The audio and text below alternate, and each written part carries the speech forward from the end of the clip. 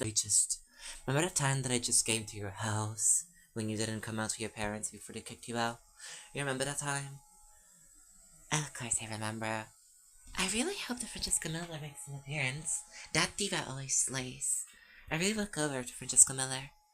The very powerful gay boy. And it's nice to see them just being the femme queen that they are, because they look fabulous in all those gowns. Kinda give me confidence to wear a skirt in these years. I didn't always wear skirts. Francesca Miller is the main confident boost. It's basically my main icon, queer icon. Because they're queer and they're themselves. It's just quite sad that I got kicked out of my house after I came out with what I truly wanted, but I don't fucking care. If my parents don't like me for being me, I'll just grow up. After all, we get to stay at Francesca Miller's house if we need to. Since we're both without a house. I'm sure you might know that. I tried to ask Gabriel, but he wouldn't let me in because also his parents are quite homophobic. And he's already been doing a lot of shit himself. I hope Gabriel one day will get a break. Also, we shouldn't send in the same area. We should go see how Fredbear and Spring Bonnie are doing. I get it, but I just want to talk with you more often, you know? Because I could kind of relate with you. I'm sure you know that. They literally, in my orphanage, they literally saw me kissing a girl. My brother also was seen kissing a boy, and we both got kicked out of that orphanage.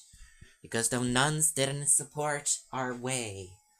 I don't fucking care. If Jesus was really love and shit, why would they kick me out of fucking orphanage just for being a queer queen? I'm not sure fully what type of queer sexuality I'm in. We're both 12-year-olds at this point. That's why I'm a bit taller than you, but yeah. Well, we're both 12-year-olds. We literally recently hit our 12-year-olds. We celebrated our birthday at Francesca Miller's house, if you remember. I still want to talk about it. It was so iconic.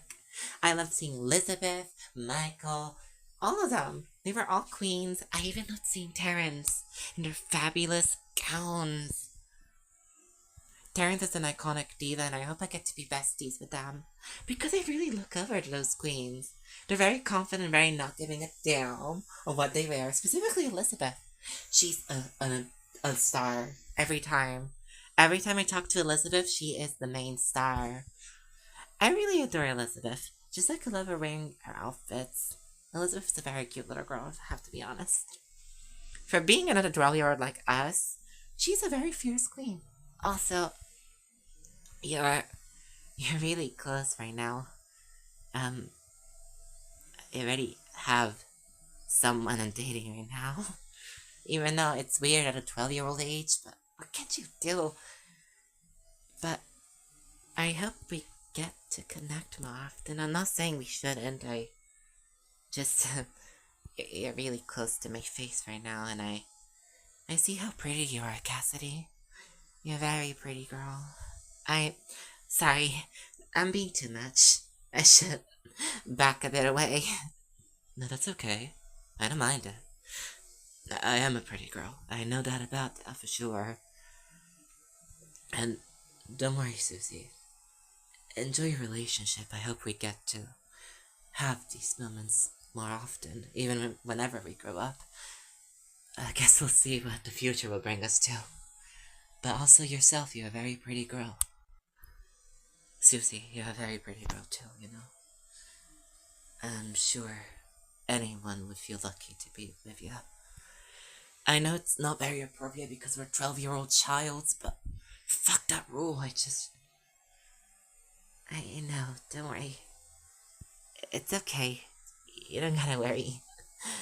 I really understand what you're trying to say. I know we're 12-year-old children and we're not supposed to feel this type of emotion, but if we feel it, it should be useless not to share it. Gabriel has dated many boys himself. He's a very lucky one, even though he's older than both of us, because he's over 15 years old. Well, me and you are just 12-year-old children right now. I know that. Well, I hope I get to meet you again, Susie. You and your very beautiful pink outfit. It really suits you. Even the yellow on your underneath your shirt. Even this booty shirt you're wearing. Not booty shorts, they're just shorts, but they also look very good on you. Same for the ponytails and the hat, it's a very good detail. But I'm sure of it. But let's go explore the location. Let's not just stay in this area. Maybe a bit bizarre. Interesting. That looks like a nice model. But let me notify my robotic one about it. Royal Fante me? I see you've been busy. Oh, Honor, you came here. Hello, Honor. Yeah, sorry if I was talking about it. I was working on this model, but I'm very proud of how I reached point-wise. It looks very professional. I hope you love it. It was supposed to be a surprise, but it's okay, I guess. You know that I was trying to do this. I tried to test more of my other features I have and see if I could rebuild anything else by remembering the blueprints the way that you showed me a few hours ago and a few days ago. But have you found any information about the Edwin guy, the mascot manor? Perhaps. Indeed I did. I have a lot of tea to spill here. Apparently, Edwin Murray is the full name of the person, was supposed to collab with Mr. Afton to open up a Chica's Party World location, like an add-on location to work alongside Fredbear's, apparently, but something didn't go quite as planned. That location, so they had to close everything down, the project and everything, so Chica's Party World never aired fully.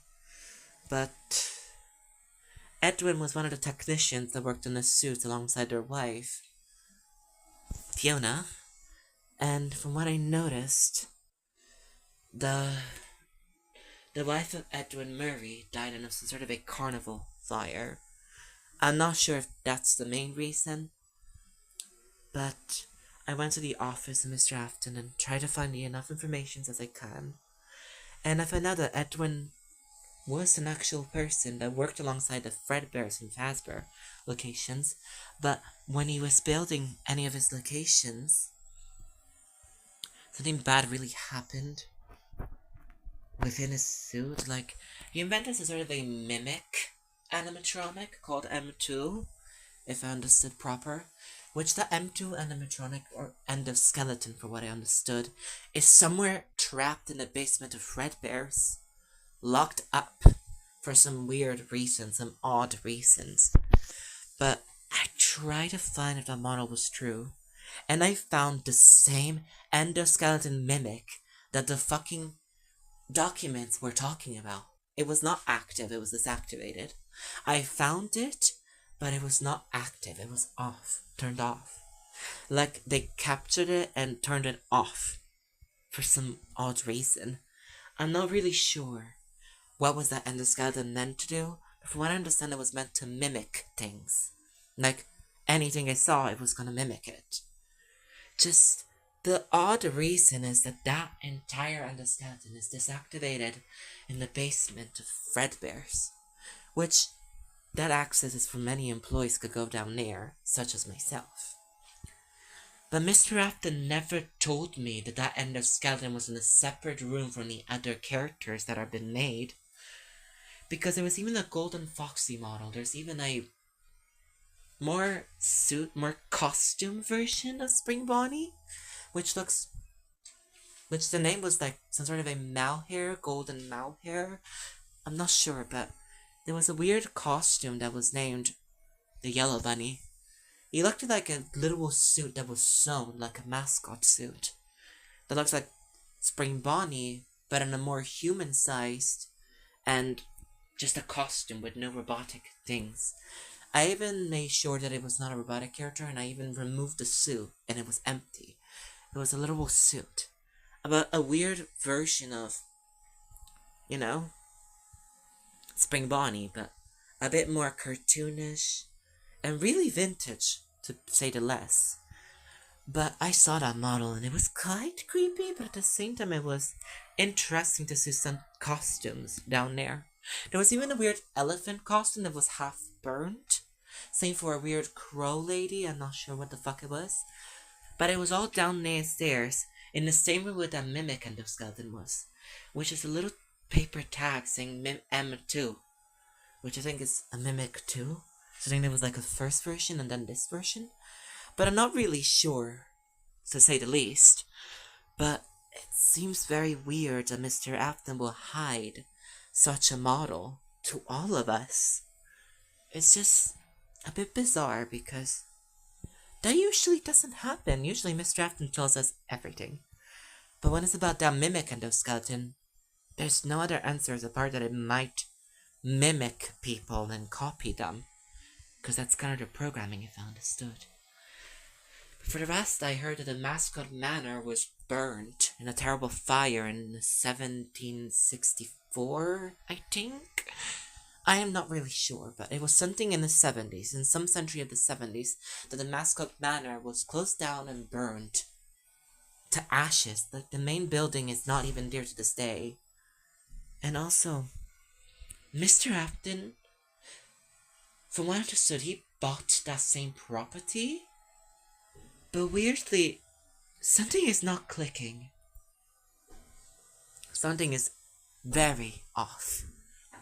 Because it's weird that Mr. Afton, literally, okay, William Afton, bought the property after it was burned, even though his main collaboration with Edwin was never posted. I'm not sure if I'm connecting the dots, but what do you think of all these informations that we've learned by now? Because I'm still very confused to this right now, so...